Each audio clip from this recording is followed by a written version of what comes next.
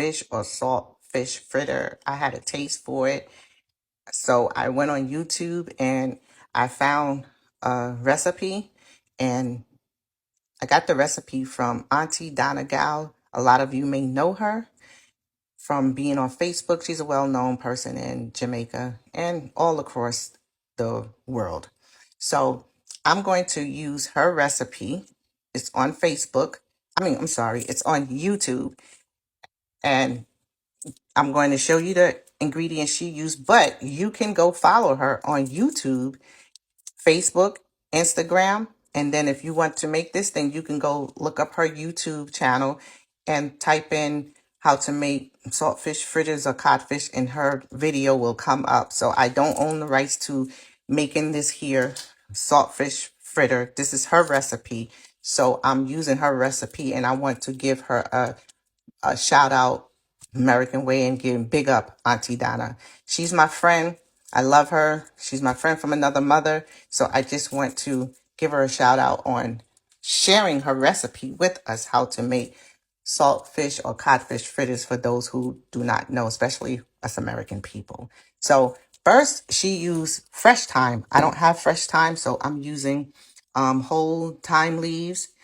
She used coconut milk powder, Scotch bonnet, and I'm using this one, Jamaican curry powder, peppers, scallion onions, and this.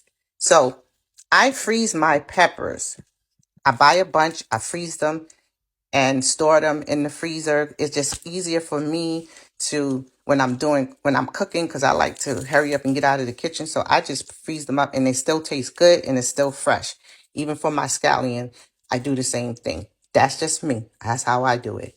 You do what you do in your kitchen. And this here, these products came straight from Jamaica. Um, I ordered these from Jamrock Goodies. She gets products straight from Jamaica. She lives in the US, but she gets her products straight from Jamaica, and she will ship them to you if you like. You can check her out on Facebook, Jamrock Goodies LLC or Jamrock Goodies Shop.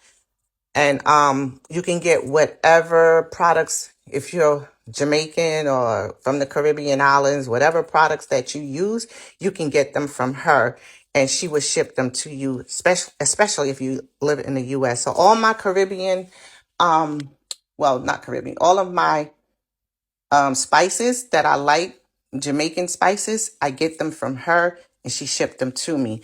So also, this is what I'm using. This is shipped straight from Jamaica. This is her product right here, Jamrock Goodies. I bought this from her, and this came straight from Jamaica.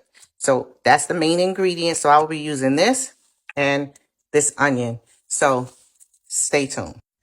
So your next step will be to boil your saltfish. Boil it for like 15-20 minutes.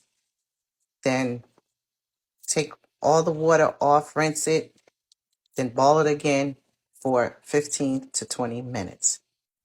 So here is the next step. I did not realize this saltfish was so salty. So I did mine 3 times. I boiled it 3 times. So the next step is to take off the fins and bones. And then you, once you separate it, you put it into another bowl. You take off the skin and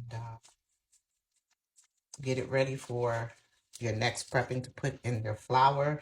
Also, I meant to tell you that you don't have to use the fritter mix cakes for your salt fish cakes. You can also use flour, regular flour, and to make your fritters. You don't have to use that. I just wanted to try that out, so I'm just taking all the skin off now, and then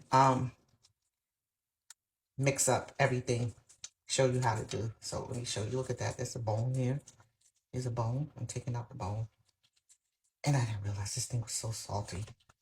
But it's all good. So stay tuned.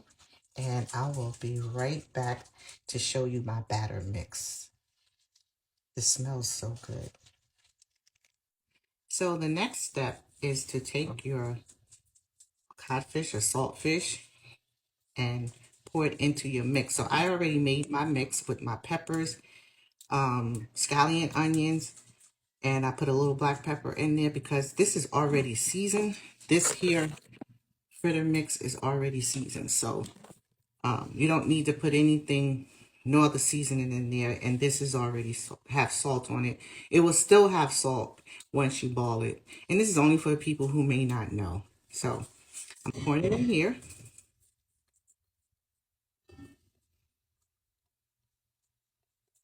And then I'm going to mix it into the flour mix or the fritter mix.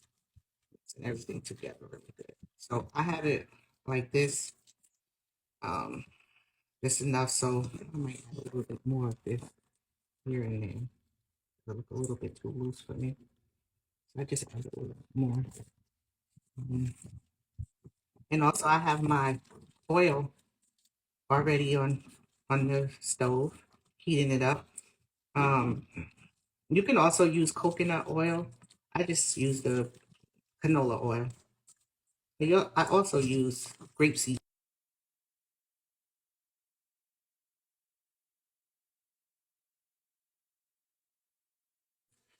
Sorry about that. I had a phone call. So now the next step is I already have the, oh, it's getting too hot. I already have the oil heated up.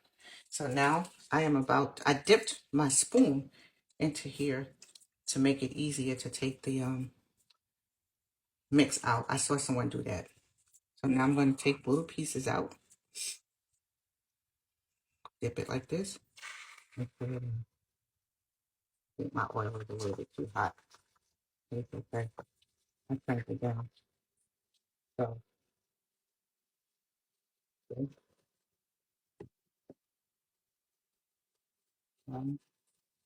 Place them in here.